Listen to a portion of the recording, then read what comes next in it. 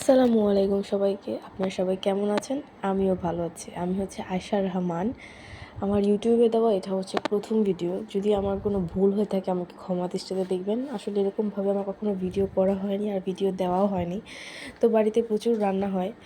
তো আমার হাসব্যান্ড একদিন আমাকে বলল যে, "তুমি এত রান্না করো, তুমি কেন ইউটিউবে দাও না? সবাই তো দেখি একটু কম বেশি সবাই ইউটিউবে ভিডিও ছাড়ে।" তো আমি ভাবলাম যে হ্যাঁ, একটু ট্রাই করা যাক যে কী হয়। তো আপনাদের যদি আমাকে ভালো লেগে থাকে অবশ্যই আমার পাশে থাকবেন, লাইক, কমেন্ট এবং সাবস্ক্রাইব তো অবশ্যই করবেন। আর যাদের ভালো লাগে না তারা অবশ্যই আমাকে কমেন্টে জানাবেন যে আমার কোন ব্যাপারটা তাদের খারাপ লেগেছে। আসলে কেউ যদি আমাকে না জানায় আমি আমার নিজের ভুলটাকে কখনো ধরতে পারবো না। তো যাদের আমাকে পছন্দ হয় না, আমার কোনো কথা যাদের খারাপ লেগে থাকে তো আমাকে প্লিজ প্লিজ প্লিজ ক্ষমা করে দিবেন। আর আমার ভিডিও ভালো লাগলে অবশ্যই আমাকে জানাবেন যাতে আমি আরও অনেক বেশি বেশি আপনাদেরকে ভিডিও দিতে পারি। আর যেহেতু এক হাতে আমার ফোন আর আরেক হাতে আমি রান্না করছি তো সেহেতু একটু প্রবলেম হবে। Background please ignore my background. তো এখানে দেখতে পাচ্ছেন আমি আজকে রান্না করব ক্ষীর, খিচুড়া গুড়ের ক্ষীর বা পায়েস যেটাই বলেন না কেন। আমি এখানে নিয়েছি 2.5 কেজি দুধ, 2.5 কেজি খাঁটি গরুর দুধ। এখানে আমি কোনো পরিমাণের পানি ইউজ করি নাই। তো এখানে আমি দিয়ে দিলাম লবণ, এখানে স্বাদ অনুযায়ী লবণ। আর অনেকে মিষ্টি খাবারের লবণ পছন্দ করে না, যারা পছন্দ না করে তারা স্কিপ করবেন। লবণের পরিবর্তে আপনারা গরম মশলা দিতে পারবেন, যেমন এই দারচিনি, এলাচ, লং এসব দিতে পারেন। আমি মিষ্টি খাবারে গরম মশলাটা পছন্দ করি না, তো সেজন্য ইউজ করিনি। আপনারা যারা পছন্দ করেন তারা ইউজ করতে পারেন, ঠিক আছে। আর যারা লবণটা ইউজ করেন তারা অবশ্যই লবণ দেবেন। লবণ দিলে কি মিষ্টি খাবারের স্বাদটা একটু বেড়ে যায়, অনেকে আবার পছন্দও করে না, আমার ভালো লাগে। তো এখানে আমি দুধটাকে ভালোভাবে জাল দিয়ে নিব। ভালোভাবে জাল দিব যে পর্যন্ত বলক না আসে বা দুধটা ভালোভাবে গরম না হয়ে যায় সে পর্যন্ত আমরা নাড়তে থাকবো, কেননা যে কোনো মুহূর্তে দুধটা পড়ে যেতে পারে। আর গরম হওয়ার পরেই কিন্তু আমরা চালটা দিয়ে দিব। আর আমি এখানে চাল ইউজ করেছি হচ্ছে পোলাওর চালটা। আপনারা চাইলে এখানে পোলাওর চালের খুদটাও ইউজ করতে পারেন, পোলাওর চাল ইউজ করতে পারেন, আবার আতপ চালও ইউজ করতে পারেন। তো আমি এখানে আপনারা দুধের পরিমাণের চেয়ে যত কম আপনারা চাল ইউজ করবেন ততই খাবারের টেস্টটা বেড়ে যাবে। আর আমি ক্ষীরের ভিতরে সবসময় চাল কম ইউজ করি। আমি এখানে 2.5 কেজি দুধের ভিতর আমি 3 মোট চাল ইউজ করেছি। আপনারা চাইলে আরও কম ইউজ করতে পারেন, কিন্তু বেশি ইউজ করা যাবে না, আরও কম ইউজ করবেন। যে দেখতেই পাচ্ছেন আমি এখানে অল্প কিছু চাল নিয়েছি। এই চালটাকে এখন আমি দিয়ে দিব। চালটাকে ভালোভাবে আমি ধুয়ে রেখেছিলাম, এখন আমি চালটাকে দিয়ে দিচ্ছি। চালটাকে আমি ভালোভাবে দিয়ে এরপর আমি নেড়ে নিব। আপনারা সব সময় ক্ষীর বা পায়েস যেটাই রান্না করেন দুধের পরিমাণটা কম দিবেন, দুধের পরিমাণটা বেশি দিবেন, চালের পরিমাণটা কম দিবেন, তাহলে খেতে খুবই ভালো লাগে।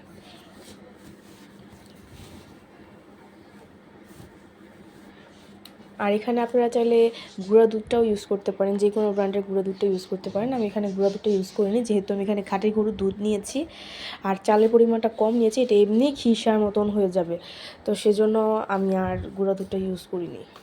আপনারা চাইলে ইউজ করতে পারেন, তাহলে আরও স্বাদ লাগবে। এখানে দেখতেই পাচ্ছেন দুধটা অনেক গরম হয়ে গিয়েছে আর আমি ভালোভাবে নেড়ে চেড়ে দিচ্ছি। আর চুলার আঁচটা এতক্ষণ ছিল হাই হিটে, এখন আমি চুলার আঁচটাকে একটু কমিয়ে দিয়েছি।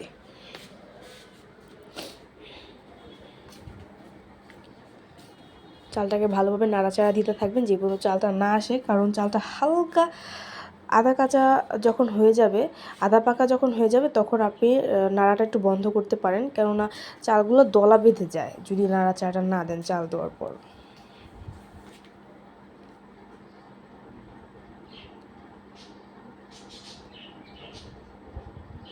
আমি আবার বলছি, যারা আমাকে পছন্দ করে না, আমার কথায় যদি কোনো ভুল হয়ে থাকে প্লিজ আমাকে ক্ষমা করে দিবেন। আমার এরকমভাবে কখনো ভিডিও করা হয়নি আসলে। তো আমার হাজব্যান্ড আমাকে বলায় আমি ওর কথায় একটু ভিডিওটা দিচ্ছি, যে আপনার যদি ভালো লেগে থাকে আমি আরও ভিডিও দিব। আর যাদের ভালো না লাগে তারা অবশ্যই আমাকে জানাবেন যে আমার কোন জায়গাটা আমার ভুল হয়েছে। আমি মন থেকে চেষ্টা করব যে আমার ভুলটাকে ঠিক করার। আর আপনারা অবশ্যই আমাকে ক্ষমা দৃষ্টিতে দেখবেন যদি আমার কোনো ভুল হয়ে থাকে। আসলে মানুষ ভুল থেকেই শিখে। আর যেহেতু আমি নতুন, আমার কোনো আইডিয়াই নাই, তো অবশ্যই আপনারা আমার সাথে থাকবেন।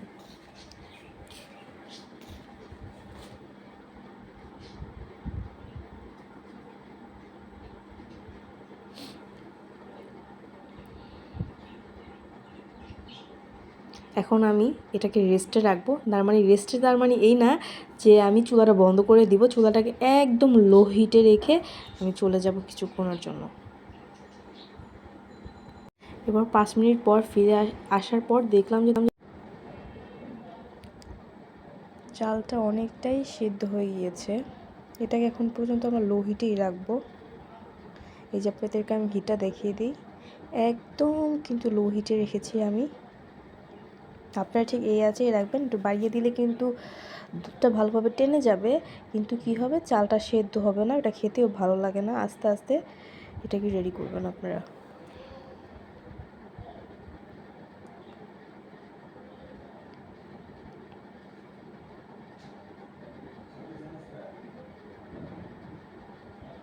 এই তো দেখতেই পাচ্ছেন, আমি আবার 10 মিনিট পর আসছি। 10 মিনিটের মধ্যে তার মানে এই না যে একদম গিয়ে রুমে বসে থাকবেন। 10 মিনিটের ভিতর এসে একটা দুটো নাড়া দিবেন যাতে নিচে লেগে না যায়। লেগে গেলে কিন্তু একটা ফ্লেভারটা, খুব একটা বিশ্রী ফ্লেভার আসবে। আমি 10 মিনিটের ভিতর 1-2 বার এসে নাড়া দিয়েছিলাম। আর দেখতেই পাচ্ছেন কত সুন্দরভাবে সরটা সর হয়ে গিয়েছিল। এই সরটা সহই আমি নাড়া দিয়ে দিব। আর চালটা কিন্তু একদমই সেদ্ধ হয়ে গিয়েছে। এটাকে আমি আবারও 10 মিনিটের জন্য রেখে আমি আবার ঘরে গিয়ে অন্যান্য কাজ করতে থাকবো। এর ফাঁকে ফাঁকে এসে আমি 1-2 বার নাড়া দিয়ে যাই যাতে নিচে লেগে না যায়। লাগলে এটার ভিতরে একটা বিশ্রী ফ্লেভার হয়ে যায়, একটা পোড়া ফ্লেভার সৃষ্টি হয়েছে এটার ভিতর। সেজন্য আপনারা যখনই এটাকে রেস্টে রাখবেন, যে একদম ডিম করে রেখে চুলাটাকে, আপনারা যখন রুমে যাবেন তখন একটু পরপর এসে একটা 2টা নাড়া দিবেন যাতে লেগে না যায়। আর চুলার আঁচটা কমানো থাকলে কিন্তু বলক এসে পড়ে যাওয়ার চান্সও থাকে না।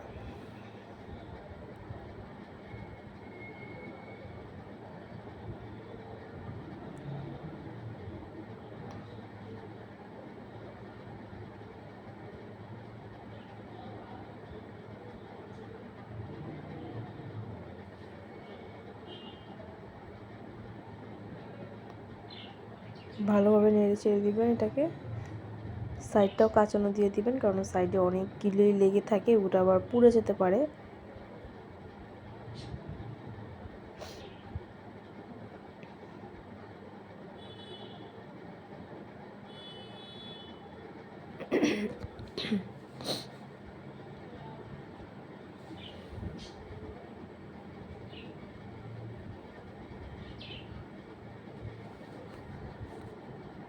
আপনারা চাই এটার ভিতর নারিকেলটাও ইউজ করতে পারেন। নারিকেলটা ইউজ করলে নামানোর 5 মিনিট আগে নারিকেলটা দিয়ে দিবেন। আগে দিবেন না, 5 মিনিট আগে দিবেন নামানোর। যখন দেখবেন চালটা সেদ্ধ হয়ে দুধের ঘনত্বটা অনেক বেড়ে গিয়েছে, তখন নারিকেলটা ইউজ করবেন। তারপর নারিকেলটা দিয়ে 1-2টা নাড়াচাড়া দিয়ে নামিয়ে ফেলবেন। আমি নারিকেলটা ইউজ করি নাই। আমি নারিকেলটাও খাই ক্ষীরের সাথে, বাট আমাদের বাসায় ওদিন নারিকেলটা ছিল না, সেজন্য নারিকেল ইউজ করিনি। আমি আরেকটা ভিডিও শেয়ার করব নারিকেল দিয়ে রান্না করার, যদি আপনাদের ভালো লেগে থাকে। অবশ্যই আপনাদের সাবস্ক্রাইব করে আমার সাথে থাকবেন যদি আমার ভিডিওটা ভালো লাগে। আর আঁচটা দেখে নেন, এখনও কিন্তু একদমই লো হিটে আছে আঁচটা। আপনি এই হাতেই রান্না করবেন। আর আর এই ক্ষীরটা রান্না এতই সিম্পল, যাদের হাতে একদম কম সময় থাকে তারা এই ক্ষীরটা অল্প কিছু সময়ের ভিতরে রান্না করতে পারবে। এই যে দেখেন, আবার এসে একটু পরে এসে আমার নাড়া দিলাম, কত সুন্দর মোটাভাবে একটা সর জমাট বেঁধে গিয়েছে। আর দুধের ঘনত্বটা কিন্তু অনেক বেড়ে গিয়েছে। আর আমি এটার ভিতরে গুড়টা, এই যে আমি গুড় নিয়ে নিয়েছি, গুড়টা সবার শেষে দেওয়ার চেষ্টা করবেন। যখন দুধটা অনেক ঘন হয়ে যাবে তখন আপনারা গুড় দিবেন। আর গুড়টা আপনারা আপনাদের স্বাদ অনুযায়ী দিবেন। আমরা মিষ্টিটা একটু কম পছন্দ করি, সেজন্য আমরা একটু কমই নিয়েছি গুড়। আমরা এখানে অরিজিনাল খেজুরা গুড়টা ইউজ করেছি। আপনারা চাইলে অরিজিনাল খেজুরা ঝোলা গুড়টাও ইউজ করতে পারেন, ঝোলাটা ইউজ করলে খুব ভালো হয়। এরপরে আমার এগুলো 3 চাকা দিয়েছি আমি 3 চাকা বড় বড় গুড় ইউজ করেছি। এরপর আমার আরেকটু লেগেছিলো, মিষ্টিটা আমার কাছে মনে হয়েছিল যে একটু কম হবে, তারপর আমি আরেকটু ইউজ করেছিলাম গুড়। আপনারা যদি বেশি মিষ্টি খেয়ে থাকেন তাহলে আপনারা আরও বেশি ইউজ করবেন, কোনো সমস্যা হবে না। অনেকে ভয় পায় যে এই গরম দুধে গুড় দিলে নাকি দুধ ফেটে যায়। আমার আজ পর্যন্ত যত কিছু রান্না করেছি গুড় দিয়ে, কিন্তু কখনও দুধ ফাটেনি। তো আপনারা এরকমভাবে চেষ্টা করবেন, ফাটবে না। এই যে গুড়টা অনেকটাই গলে গিয়েছে, আর গুড় গলতে কিন্তু সময় লাগে না, 2-3 মিনিটের ভিতরেই গুড়টা গলে যায়।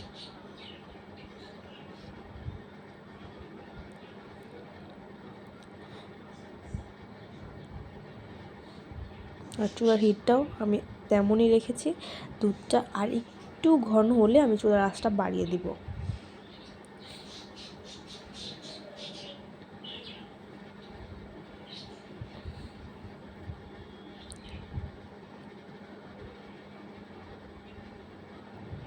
ভালোভাবে লাড়িয়ে দিব যাতে নিচে লেগে না যায়।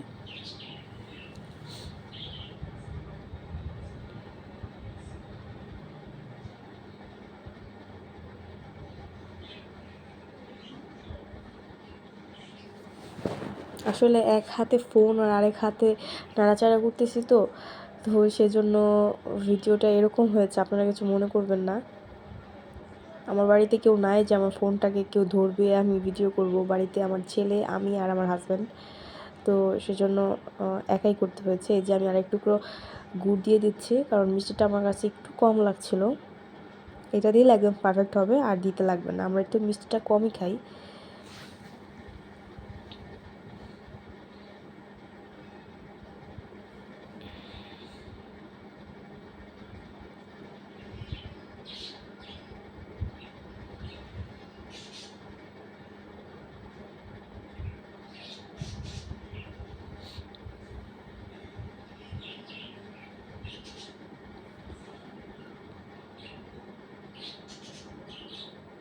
ভালোভাবে নেড়ে চেড়ে দিবেন।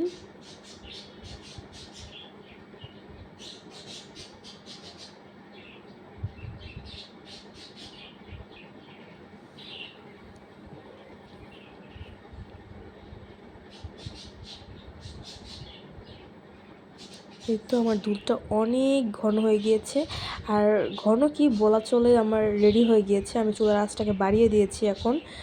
আর এটার ভিতরে আমি দিয়ে দিব বাদাম। আমি কিছু বাদাম কুচিয়ে রেখেছিলাম, 2-3 পদের বাদাম। আমি বাদামটাকে দিলে কি ক্ষীর আইসক্রিমের মতো লাগে, আমার না খুবই ভালো লাগে বাদামটা দিলে। আমি ভিতরেও বাদাম দিয়ে দিই নাড়াচাড়ার সময়, চুলা থেকে নামানোর পর উপরে সৌন্দর্যের জন্য বাদামটা ছিটিয়ে দিই। কিশমিশটা ইউজ করি না, আপনারা চাইলে কিশমিশও ইউজ করতে পারেন। আমি কিশমিশটা স্কিপ করি। আমি যখন দুধ চিনি দিয়ে রান্না করি পায়েস, তখন আমি কিশমিশটা ইউজ করি, ক্ষীরের সাথে ইউজ করি না। আমি অনেকখানি বাদাম দিয়ে দিয়েছিলাম। আপনারা চাইলে বাদামটা দিতেও পারেন, যারা পছন্দ করে না তারা স্কিপ করবেন, আমার কাছে ভালোই লাগে। তো দেখতে পাচ্ছেন অনেক ঘন হয়ে গিয়েছে, আর এরকম হালকা ঘন থাকা অবস্থায় কিন্তু নামিয়ে ফেলবেন, কারণ চুলার থেকে থাকা অবস্থায় যদি অনেক ঘন করে ফেলেন না, তাহলে কি হবে, ঠান্ডা হওয়ার পর এটা অনেক জমাট বেঁধে যাবে, খেতে ভালো লাগবে না। তো এরকম যখন দেখবেন যে হালকা পাতলা আছে, তখনই নামিয়ে ফেলবেন। কিন্তু ঠিক এরকম অবস্থায়, এর থেকে ঘন হয়ে গেলে, ঠান্ডা হয়ে গেলে পুরো চাকা বেঁধে যায়, ওইটা খেতে ভালো লাগে না। তো যে এরকম নরম অবস্থায় নামিয়ে ফেলার চেষ্টা করবেন। এখানে চুলার গরম অবস্থায় দেখতে মনে হচ্ছে যে অনেক পাতলা, কিন্তু না, এটা নামিয়ে ফেলার পর এটা জমাট বেঁধে যাবে। আর এটা খেতে যত না মজা হয়েছে, এটা থেকে যে ফ্লেভার আসছে, ওফ মাশাল্লাহ। আর দেখেন, এটাকে আমি পরিবেশন করার পর উপর দিয়ে একটু বাদাম ছিটিয়ে দিয়েছি, দেখতেও ভালো লাগছে, আর খেতে তো এর থেকে বেশি দারুণ হয়েছে। যাদের আমার ভিডিও ভালো লেগেছে তারা অবশ্যই আমাকে লাইক, কমেন্ট এবং সাবস্ক্রাইব তো অবশ্যই করে দেবেন। আর যাদের ভালো লাগেনি তারা কমেন্টে গিয়ে আমাকে জানাবেন আমার কোন ভুলটা হয়েছে, আর আমাকে প্লিজ ক্ষমা করে দিবেন। প্লিজ আমাকে ক্ষমা দৃষ্টিতে দেখবেন, যেহেতু আমি নতুন, আপনাদের সাপোর্ট করা ছাড়া অবশ্যই আমি আগাতে পারবো না। আপনাদের যদি ভালো লাগে অবশ্যই আমাকে জানাবেন। আর এই তো কথা বলতে বলতে আমার রান্নাও শেষ হয়ে গেল। আপনাদের যদি ভালো লেগে থাকে অবশ্যই আমাকে জানাবেন। আর হ্যাঁ, সাবস্ক্রাইব তো অবশ্যই করবেন। যাদের ভালো লাগে না আমাকে প্লিজ ক্ষমা করে দিবেন। এই কথাটা না হলে আমি অনেকবার বলে ফেলছি, সো সরি। কিন্তু কি করব বলেন। আল্লাহ হাফেজ, আসসালামু আলাইকুম।